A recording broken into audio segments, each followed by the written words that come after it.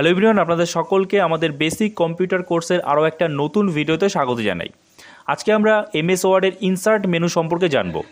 আগের দিন আমরা হোম মেনু সম্পর্কে জেনেছি এবং বেসিক কম্পিউটার কোর্সের আগের ভিডিওগুলো যদি আপনি দেখে না থাকেন, এই ভিডিওটা দেখার পর অবশ্যই সেগুলো দেখে নেবেন। ডেসক্রিপশানে আমি সম্পূর্ণ প্লেলিস্টের লিঙ্ক দিয়ে দিয়েছি।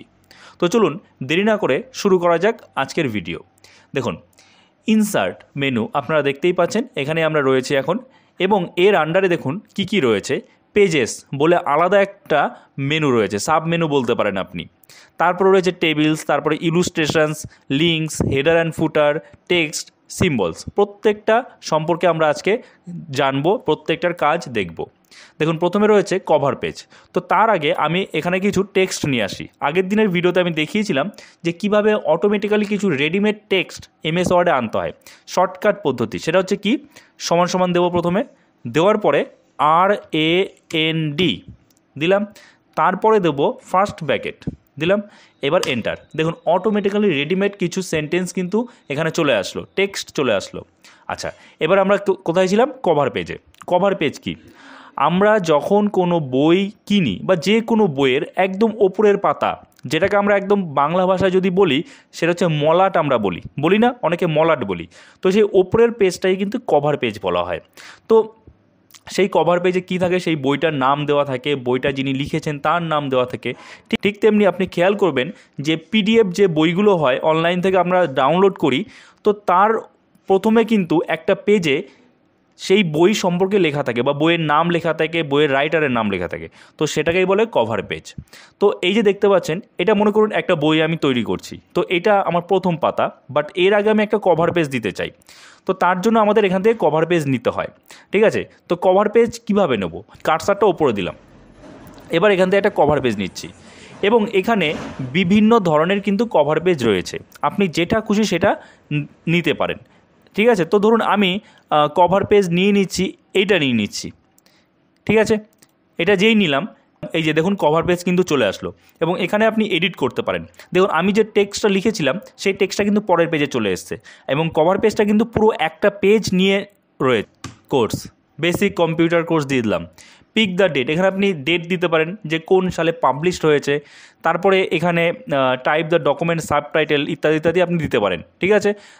তো এখান থেকে আপনি কিন্তু যে কোনো একটা আপনার যেটা সুইটেবল মনে হবে সেটা আপনি নিয়ে নিতে পারেন আপনার কভার পেজের জন্য। বোঝা গেল? এই হলো কভার পেজের কাজ। আচ্ছা, এরপরে কী আছে? এরপরে আছে ব্ল্যাঙ্ক পেজ। আচ্ছা, এবার ব্ল্যাঙ্ক পেজ মানে কি? ফাঁকা পাতা।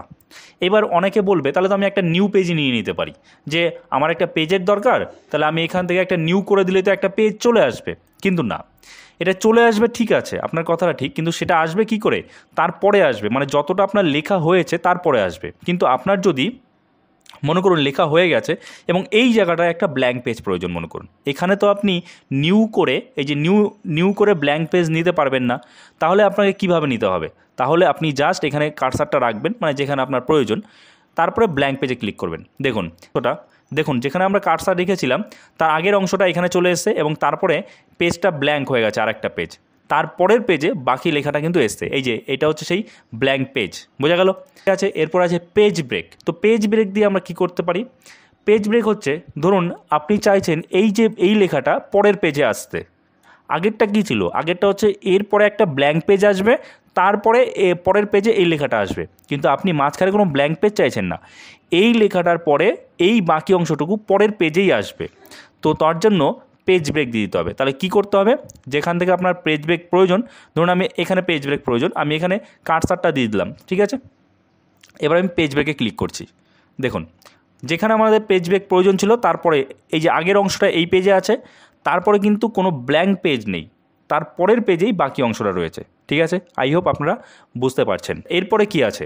এরপরে দেখুন রয়েছে টেবিল। দেখুন এই যে টেবিল রয়েছে, টেবিলে আমি ক্লিক করছি। এখানে এই অ্যারোতে যখন ক্লিক করলাম, ক্লিক করার পর এরকম একটা ইন্টারফেস আমাদের খুললো, একটা বক্স ওপেন হয়ে গেল। তো দেখুন আমি কিন্তু ড্র্যাগ করছি না, অটোমেটিক জাস্ট আমি কার্সারটা ওপর দিয়ে নিয়ে যাচ্ছি, ঠিক আছে? এবং তাতেই দেখিয়ে দিচ্ছে যে কতগুলো কালাম হলো এখানে, এবং রো তো একটাই রয়েছে। এবার যদি আমি রো আনতে চাই তাহলে আমাদের আবার নিচে আসতে হবে, যে কটা রোয়ের প্রয়োজন। আমার ধরুন 4টে রো দরকার আর 5টা কালাম দরকার। দেখুন 4টে রো 5টা কালাম এখনও কিন্তু হয়নি, মানে ওরা দেখাচ্ছে কেমন হবে। এবার যদি আমি এখানে জাস্ট ক্লিক করি, হয়ে গেল। বোঝা গেল? আই হোপ আপনারা বুঝতে পারছেন। তারপরে আবার দেখুন এখানে আরও কিছু মেনু খুলে গেছে, আরও কিছু অপশান চলে এসছে। দেখুন এখানে কী কী রয়েছে, এখানে দেখুন লেখা রয়েছে টেবিল স্টাইলস অপশান। এই টেবিলের স্টাইলটা আপনার কীরকম লাগবে, যে আমার এগুলো টিক করা রয়েছে, যদি আমি এগুলো আনটিক করে দিই তাহলে অন্য স্টাইলে আসবে। এই যে দেখুন স্টাইলগুলো চেঞ্জ হচ্ছে এখানে, ঠিক আছে। আমি যদি আবার এটা দেই, ফার্স্ট কালাম থাকবে, লাস্ট কালাম থাকবে, টোটাল রো থাকবে, দেখুন চেঞ্জ হচ্ছে, ঠিক আছে। তো এখান থেকে আমরা এই টেবিলটার আবার স্টাইলটাও চেঞ্জ করতে পারি। ধরুন এখন হচ্ছে এইখানটায় আছে, এই স্টাইলটা হচ্ছে এখন এর মধ্যে রয়েছে। এবার আমি যদি চাই না আমি এইটা করব, তাহলে দেখুন এরকম হয়ে গেল, তারপরে পাশেরটা এমন হয়ে যাবে। তো আপনি যেমন চান সেরকম কিন্তু স্টাইল এখানে করতে পারেন। বোঝা গেল? তারপরে এখানে বর্ডার্স আছে, আপনি যদি চান যে আপনি একটা বর্ডার দেবেন সেটাও করতে পারেন। তো এখান থেকে আপনি বর্ডার দিতে পারেন, তারপরে শেডিং দিতে পারেন। ধরুন এই যে বক্সটা রয়েছে, এই যে ঘরটা রয়েছে, এই ঘরটায় আপনি একটা শেড দেবেন, অন্য কালার দেবেন, আপনার একটা অন্য কালার প্রয়োজন। তো আমি দিয়ে দিলাম ইয়েলো কালার। আবার ধরুন এই ঘরটা আমি অন্য কালার দেবো, আমি রেড কালার দিয়ে দিলাম। বোঝা গেল? এভাবে কিন্তু আপনি কালারও দিতে পারবেন। তো এইভাবে কিন্তু আপনি টেবিলটাও মানে ফরম্যাট করতে পারবেন, নিজের মতো করে সাজাতে পারবেন। তারপরে ড্র টেবিল আছে, ইরেজ আছে। ইরেজ থেকে কি করতে পারবেন, ইরেজ থেকে আপনি যদি ইরেজারে ক্লিক করেন, ক্লিক করে এই যে দেখুন ইরেজার চলে এসছে, এবং এখান থেকে আপনার যদি মনে হয় যে না আমি এটা মুছে দেবো, আমার প্রয়োজন নেই এই টেবিলটা, তো এখান থেকে আপনি এরকম ড্র্যাগ করে ইরেজারটা ড্র্যাগ করে টানবেন, টেনে এই যে মুছে গেল। অথবা আপনি যদি চান যে না আমার একটা ঘর আমি এখান থেকে মুছবো, তাহলে এরকম এখানে ধরবেন, ড্র্যাগ করবেন, মানে চেপে ধরবেন, চেপে ধরে টানবেন, টানলেই দেখুন এই যে দুটো, একটা কালাম আমি নিচ্ছি, ছেড়ে দিলাম, একটা চলে গেল। বোঝা গেল? ঠিক আছে। তারপরে ড্র টেবিল আছে, আপনি চাইলে এখান থেকে ড্র টেবিলও করতে পারবেন। সেটা কি করে, এই ড্র টেবিলে ক্লিক করবেন, ক্লিক করার পর এখানে এই যে দেখুন এখানে ক্লিক করে এরকম টানবেন, দেখুন ড্র হয়ে গেল। এখানে ক্লিক করে এখানে টানবেন, ঠিক আছে।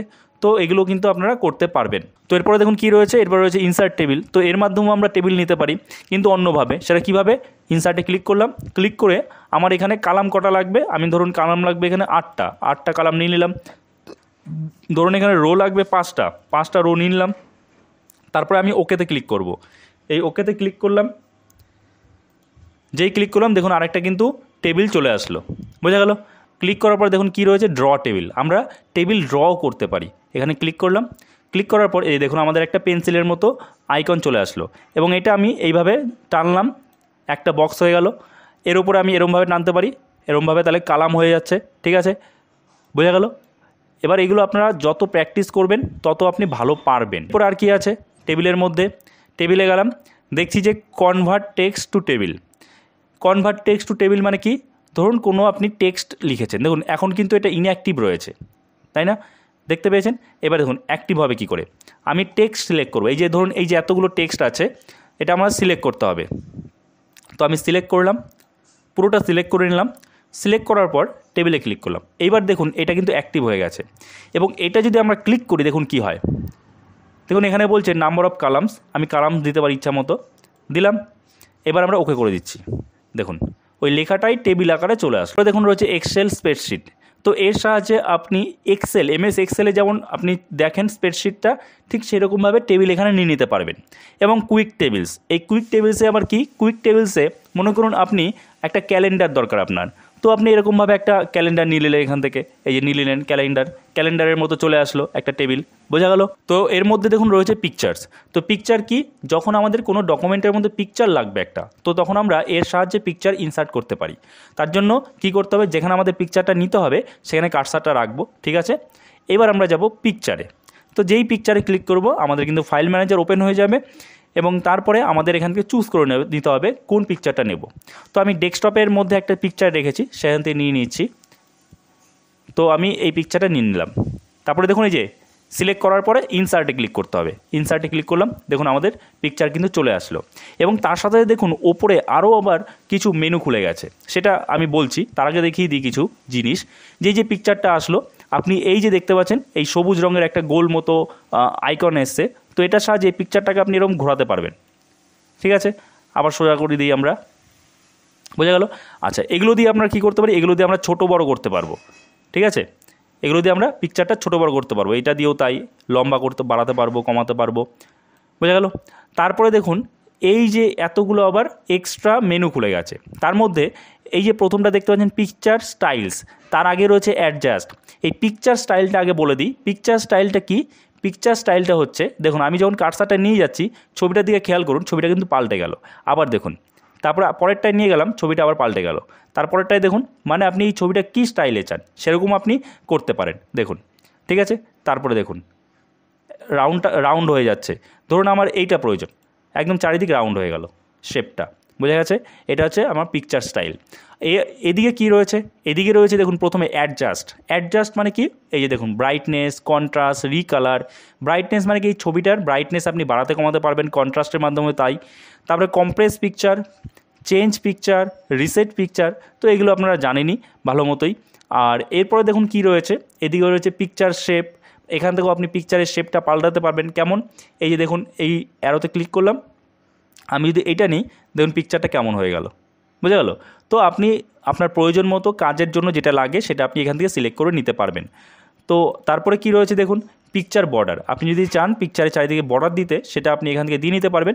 ধরুন আমি চারিদিকে একটা এই বর্ডারটা দিয়ে দিচ্ছি, দেখুন বর্ডার চলে আসলো, ঠিক আছে। তারপরে পিকচার এফেক্টস আছে। পিকচার এফেক্টসে এই যে শ্যাডো, রিফ্লেকশন, আপনি যেমন চান সেমন কিন্তু হবে।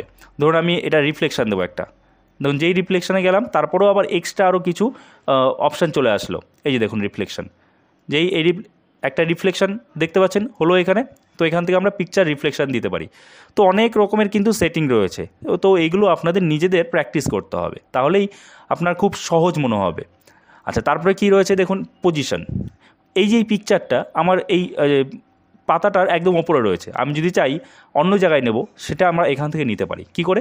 এখানে ক্লিক করব, ক্লিক করার পর আমি ধরুন আমি নিচে নেব, পাতার একদম শেষে, তাহলে এখানে ক্লিক করলাম, দেখুন পিকচারটা কিন্তু আমাদের নিচে চলে আসলো, এই পাতার লাস্টে চলে আসলো। আগে কিন্তু এইখানটাই ছিল, ঠিক আছে। তারপরে ধরুন আমি আবার এটাকে এই সাইডে নিয়ে আসবো, দেখুন এই সাইডে চলে আসলো পাতাটার, ঠিক আছে। আর আগের পজিশানে আনতে গেলে আমরা এখানে করলাম, দেখুন আগের পজিশানে চলে আসলো, ঠিক আছে। তারপরে রোটেট রয়েছে, আপনি ঘোরাতে পারেন এই পিকচারটা, মানে আমরা যেটা এর মাধ্যমে ঘোরালাম এইভাবে, সেটা আপনি এখান থেকেও ঘোরাতে পারবেন। দেখুন rotate 90 degree, rotate right 90 degree, দেখতে পেয়েছেন?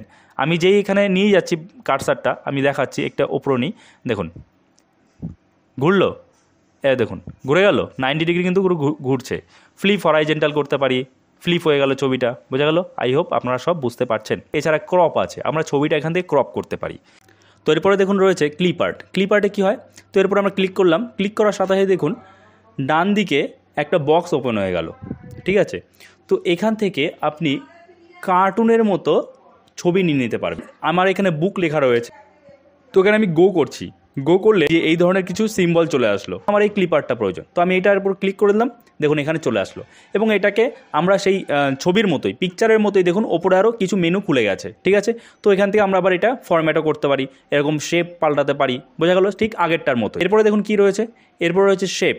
শেপে কি আছে? শেপে ক্লিক করছি, ক্লিক করলে দেখুন এই যে এই ধরনের কিছু শেপ আপনি পেয়ে যাবেন এখান থেকে। আপনার প্রয়োজন অনুযায়ী আপনি যে কোনো খুশি, যেটা খুশি শেপ নিয়ে নিতে পারেন। কি করে নেব? আমি ধরুন আমার এই অ্যারোটা লাগবে, আমি অ্যারোর উপর ক্লিক করলাম, ক্লিক করার পর দেখুন আমাদের এই যে কার্সারটা, এটা কিন্তু একটা প্লাস চিহ্ন হয়ে গেল, তাই না? তো এবার যেখানে আমাদের প্রয়োজন সেখানে এটাকে চেপে ধরে জাস্ট ড্র্যাগ করে দেব, দেখুন আমার অ্যারো কিন্তু চলে আসলো। এবং একই রকমভাবেই এই অ্যারোটা যখন আসলো, দেখুন ওপরে আবার একটা ফরম্যাটিং আর একটা টুল খুলে গেল, এবং এখান থেকে কিন্তু এটা আমরা ফরম্যাট করতে পারি। ধরুন আমি এটা কালার দেবো, এখানে একটা ফিল কালার দেবো, তো আমি এটা দিয়ে দিলাম, দেখুন কালার হয়ে গেল, বোঝা গেল? তারপরে শেপ আউটলাইন করতে পারি, আউটলাইনের শেপটা আমি পাল্টাতে পারি, কালার দিতে পারি। ধরুন আউটলাইন আমি যদি এখানে এই কালারটা দিই, দেখুন এই কালার হয়ে গেল, বোঝা গেল? তারপরে চেঞ্জ শেপ, আপনি শেপ যদি চেঞ্জ করতে চান তাও পারেন, ধরুন এটা নেব, দেখুন হয়ে গেল এরকম। এরপর রয়েছে স্মার্ট আর্ট। স্মার্ট আর্টে কী হয়? আমি ক্লিক করলাম, ক্লিক করলেই দেখুন এরকম একটা উইন্ডো ওপেন হয়ে গেল। দেখুন এখানে স্মার্ট আর্ট হিসাবে এই ধরনের কিছু আর্ট রয়েছে। একটা ধরুন আমার কিবোর্ড রয়েছে, ঠিক আছে। তো এরকমভাবে কিন্তু আমরা কাজ করতে পারি। তো বুঝতে পেরেছেন, আপনার যখন যেটা প্রয়োজন, যে স্মার্ট আর্ট প্রয়োজন, সেটা আপনি নিয়েই নিতে পারেন। এরপরে রয়েছে চার্ট। দেখবেন যখন ক্রিকেট খেলা হয় তখন দেখবেন এই চার্টটা আসে মাঝে মাঝে। এখানে একটা চার্ট নেব, আমি চার্টে ক্লিক করলাম, ক্লিক করার পর ধরুন আমি এই স্টাইলটা নেব বা এই স্টাইলটা নেব, তো নিয়ে নিলাম, ঠিক আছে। তারপরে ওকেতে ক্লিক করব, দেখুন আমাদের কিন্তু এখানে চার্ট হয়ে চলে আসলো। এবং তার সাথে সাথে এখানে আমাদের একটা এক্সেল শিট খুলে গেল। এখান থেকে কি করতে পারি, ধরুন এই যে ক্যাটাগরি 1, ঠিক আছে। তো ক্যাটাগরি 1-এ মনে করুন আমি স্টুডেন্টের নাম দিলাম, যে স্টুডেন্ট 1, স্টুডেন্ট 2, স্টুডেন্ট 3, স্টুডেন্ট 4, এবং এই যে এইগুলো রয়েছে, এই কালামগুলো রয়েছে, এগুলোকে মনে করুন এটা সে অঙ্কে যত নাম্বার পেয়েছে, তারপরে ইংরেজিতে নাম্বার পেয়েছে, এগুলো দেখাচ্ছে। ধরুন সিরিজ 1, যেটা সিরিজ 1 মনে করুন ম্যাথ, ঠিক আছে। তো ম্যাথে সে ধরুন পেয়েছে 58, তারপরে সিরিজ 2তে যে আছে সে ম্যাথে পেয়েছে 45, তারপরে সে আরেকজন যে আছে সে পেয়েছে 36, ঠিক আছে।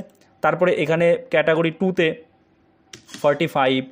দেখুন আমি এখানে যা নাম্বার দিচ্ছি সেই ওয়াইজ কিন্তু এখানে সব চেঞ্জ হচ্ছে, এই বারগুলো চেঞ্জ হচ্ছে কিন্তু, বা কালামগুলো কিন্তু চেঞ্জ হচ্ছে। তো এখান থেকে কিন্তু আপনি এইভাবে আপনার প্রয়োজন অনুসারে যেরকম চার্ট প্রয়োজন সেটা আপনি এখানে ইউজ করতে পারেন। তো তারপরে যখন আপনার নেওয়া হয়ে যাবে, ডেটা এখানে ইনপুট করা হয়ে যাবে, তারপরে আপনি এখান থেকে এইটা ক্রস করে দেন, ক্লোজ করে দিলে দেখুন আমাদের সামনে কিন্তু এই যে চার্ট চলে এসছে। পরে কী রয়েছে দেখুন, এরপরে রয়েছে হাইপার লিঙ্ক। এবার হাইপার লিঙ্ক জিনিসটা কি? হাইপার লিঙ্ক হচ্ছে মনে করুন এই যে ডকুমেন্ট, এই ডকুমেন্ট লেখাটার সাথে আমি এমন কিছু আরও লিঙ্ক করাতে চাই। মানে এই লেখার উপরে দেখবেন, আপনারা যখন ওয়েবসাইটে দেখবেন কোনো লেখার উপরে ব্লু কালার থাকে, এবং সেটাতে ক্লিক করলে আমাদের কিন্তু আরও একটা পেজে নিয়ে যায়, তাই না? আর একটা পেজ ওপেন হয়ে যায়। তো সেটা হচ্ছে হাইপার লিঙ্ক। তো সেটা আমরা কী করে করব?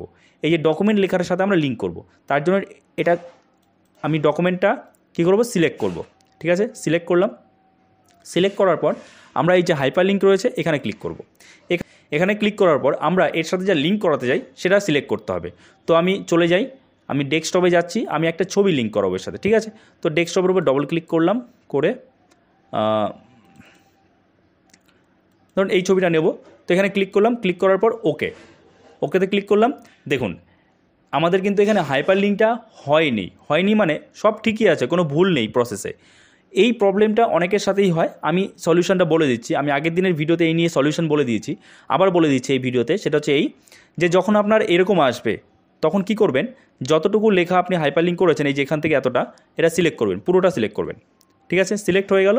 সিলেক্ট হওয়ার পরে এরপর রাইট ক্লিক করবেন। রাইট ক্লিক করার পর এই যে দেখতে পাচ্ছেন সিলেক্ট হাইপার লিঙ্ক, এটাতে ক্লিক করবেন।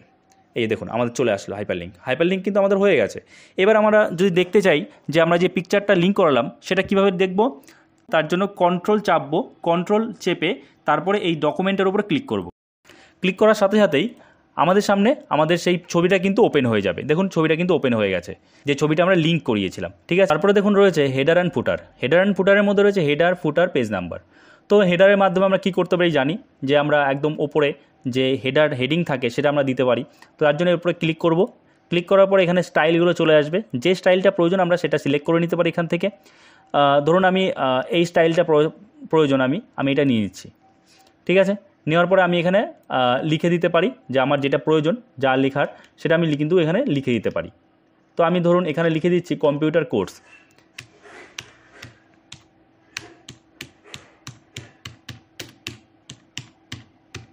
ঠিক আছে। এই কম্পিউটার কোর্স কিন্তু আমাদের হয়ে গেল। তো এটা আমাদের হেডিং থাকবে। তারপরে দেখুন রয়েছে ফুটার। ধরুন তার জন্য যে কোনো একটা সিলেক্ট করে নিতে হবে, আমাদের যেটা প্রয়োজন এটা নিলাম। ফুটারটা কোথায় আসবে, নিচে আসবে। হেডারটা এসেছিল কোথায়, পেজের ওপরে, আর ফুটারটা কোথায় আসছে, নিচে আসছে, ঠিক আছে। তো তারপরে দেখুন এখানে কি রয়েছে, পেজ নাম্বার। আমরা কিন্তু পেজ নাম্বারের সাহায্যে প্রত্যেকটা পেজের নাম্বার দিতে পারি। এখানে জাস্ট ক্লিক করব, ক্লিক করার পর দেখুন টপ অফ পেজ, এরকম তার স্টাইল যেটা আমার পছন্দ সেটা নিতে পারি। 1, 2, 3 করে সিরিয়াল ওয়াইজ নাম্বার আসবে।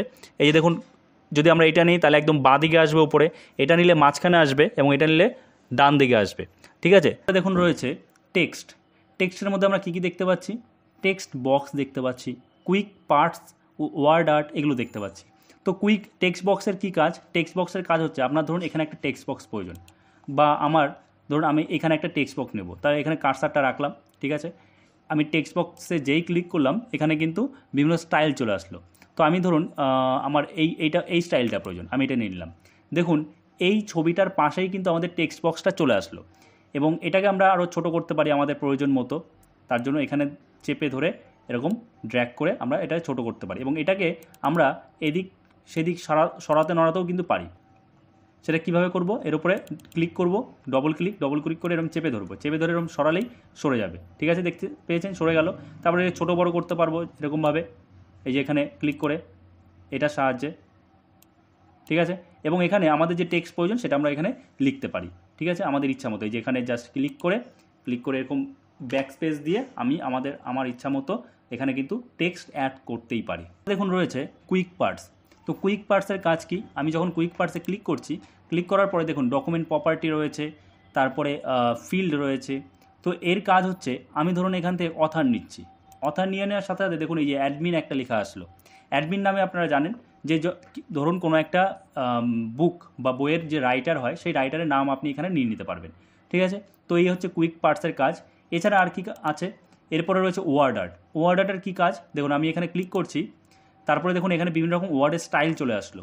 তো এখান থেকে আমরা ওয়ার্ড আর্ট সিলেক্ট করে নিতে পারি। ধরুন আমার এই স্টাইলটা প্রয়োজন, আমি এটা নিয়ে নিলাম, নিয়ে আমি এখানে আমার টেক্সটটা এন্টার করব। ধরুন আমি টেক দীপঙ্কর দিলাম, এবং দেওয়ার পরে এখান থেকে আমি যদি এই টেক্সটের ফন্টের যদি আমি স্টাইল চাই চেঞ্জ করতে পারি। দেখুন এখান থেকে এটা তারপরে দেখুন এই পাশে সাইজটা ছোটো বড়ো করতে পারি, বেশি বাড়াতে পারি, তারপরে বোল্ড করতে পারি, ইটালিক করতে পারি, এবং এরপরে আমি ওকেতে ক্লিক করছি। ওকেতে যেই ক্লিক করছি ঠিক এই স্টাইলে কিন্তু চলে আসলো। এবং আমরা চাইলে এই স্টাইলটাকেও আবার চেঞ্জ করতে পারি। এই যে দেখুন ওপরে অপশান এসছে ওয়ার্ড আর্ট। আমি যদি চাই যে আমার এটা পছন্দ হচ্ছে না, এই লেখাটাকেই আমি এইভাবে নেব, দেখুন চলে আসলো। বোঝা গেল? আই হোপ আপনারা বুঝতে পেরেছেন ওয়ার্ড আর্টের কাজ কী। এবং ওপরে দেখুন অনেক কিছু কিন্তু আরও মেনু খুলে গেছে এই ওয়ার্ড আর্টেরই। দেখুন এখানে শ্যাডো এফেক্ট, আপনি যদি চান এটার উপরে একটা শ্যাডো দিতে, দেখুন আমি শ্যাডো দিয়ে দিলাম, দেখুন শ্যাডো এফেক্ট চলে আসলো। ঠিক আছে, তো এইগুলো নিয়ে আপনি আমি বারবার বলছি, আপনি যত প্র্যাকটিস করবেন নিজে তত ভালো বুঝতে পারবেন, তত সহজ হবে আপনার কাছে। ওয়ার্ড আর্টের পরে রয়েছে দেখুন ড্রপ ক্যাপ। এই ড্রপ ক্যাপের কাজ কি? ড্রপ ক্যাপের কাজ হচ্ছে এই যে ধরুন এই যে টেক্সটটা আমরা দেখি না যে যখন খবরের কাগজে বা যে কোনো বইয়ে যে প্রথম যে লেটারটা থাকে সেটা কিন্তু অনেক বড় হয়। ধরুন আমি এই যে বাই, এই লেখাটাকে আমি বড় করব। তো তার জন্য আমি জাস্ট সিলেক্ট করব। দেখুন সিলেক্ট করার আগে কিন্তু এটা ইনঅ্যাক্টিভ রয়েছে। যখন আমি সিলেক্ট করছি, এই দেখুন বি, এই লেখাটা সিলেক্ট করছি, দেখুন এটা অ্যাক্টিভ হয়ে গেল। এবং এটাকে যদি আমি ড্রপ ক্যাপ দিই, দেখুন নান করা আছে, আমি এটা দিই, দেখুন চেঞ্জ হচ্ছে। ভালো করে খেয়াল করুন, দেখুন আমি এটা দিলাম, দেখুন বড় হয়ে গেল, বি লেখাটা কিন্তু বড় হলো। বোঝা গেল? কী আছে এরপরে দেখুন আছে সিম্বলসে কি কিছু সিম্বলস যেগুলো কিন্তু কিবোর্ডে থাকে না, সেটা আমরা এখান থেকে নিতে পারি। দেখুন এডুকেশনাল সিম্বল দেখতে পাচ্ছেন, এটা পাই বলা হয় এটাকে। ঠিক আছে, তো এখানে আমরা ক্লিক করছি, ক্লিক করার পরে যে এরকমভাবে কিন্তু আমরা সিম্বলগুলো আমরা কিবোর্ড থেকে লিখতে পারি না। এই যে দেখতে পাচ্ছেন এই যে হাফ আপনি কীভাবে লিখবেন?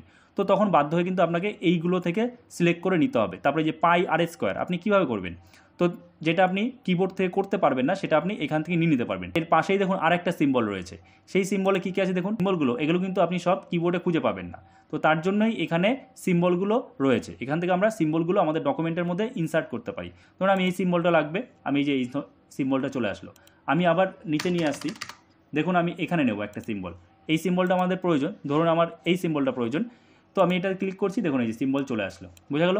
আই হোপ আপনারা বুঝতে পেরেছেন। আমি অনেক তাড়াতাড়ি করে বললাম যাতে একটা ভিডিওর মধ্যে অল্প সময়ে আপনাদের বোঝাতে পারি। যদি এরপরেও আপনাদের কোনো সমস্যা হয় কমেন্ট করবেন, আমি অবশ্যই তার সমস্যার সমাধানের চেষ্টা করব। অলরেডি ভিডিওটা অনেকটাই বড় হয়ে গেছে, ভিডিওটা এখানেই শেষ করছি। যদি ভালো লাগে অবশ্যই লাইক করে দেবেন, চ্যানেল নতুন থাকলে চ্যানেলটাকে সাবস্ক্রাইব করে আমাদের পাশে থাকবেন। তো দেখা হচ্ছে নেক্সট ভিডিওতে, সবাই ভালো থাকবেন।